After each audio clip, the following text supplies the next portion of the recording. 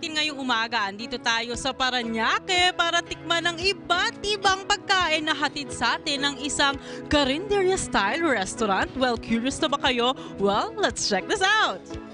Pagpasok pa lang ay kapansin-pansin na ang open-air design, kaya naman very casual at comfortable ang feels dito.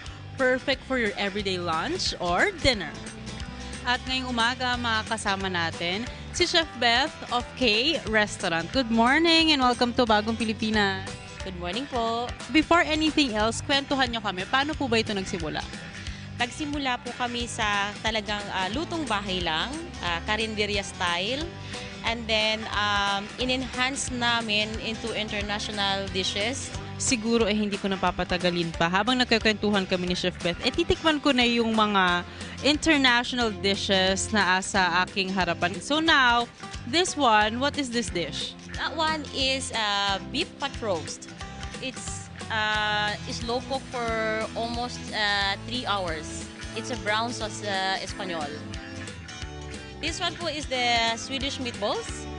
It's a very famous sa Sweden naman since yung partner ko po is Swedish. Pero ito homemade, gawa talaga dito. So, And you have a dipping sauce. in Sweden, it's lingon berries pero wala tayong lingon berries. So I just put strawberry. It's very soft, very tender. It's very tasty. And then we have this. We have the Spanish gambas. It's more in garlic and cooked in olive oil and white wine. And of course, hindi mawawala ang pasta. The spaghetti bolognese, the gourmet recipe of spaghetti bolognese. This one is been cooked for 4 hours. Bakit 4 hours? Yun po talaga ang traditional way of cooking ng bolognese sauce. Oh, the sauce. The sauce, bolognese sauce. So, ibig sabihin from scratch ang tomato sauce. Yes. It's very good. Worth it yung 4 hours of pagod ni Chef Beth. Yeah. Diba, the noodles is al dente and then also the sauce is very, very good.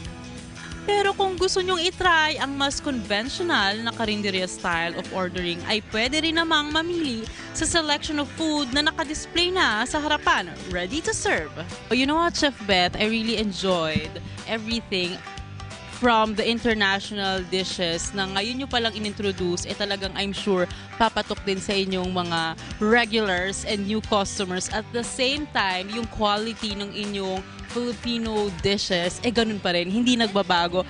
Please invite our viewers sa bisitahin naman kayo sa inyong bagong restaurant. Okay po. Iniimbitahan ko po kayo na sana po try nyong mag-dine in or mag-take out dito sa K Restaurant sa Moonwalk along 105 Armstrong Avenue, Moonwalk, Phase 1, Parañaque.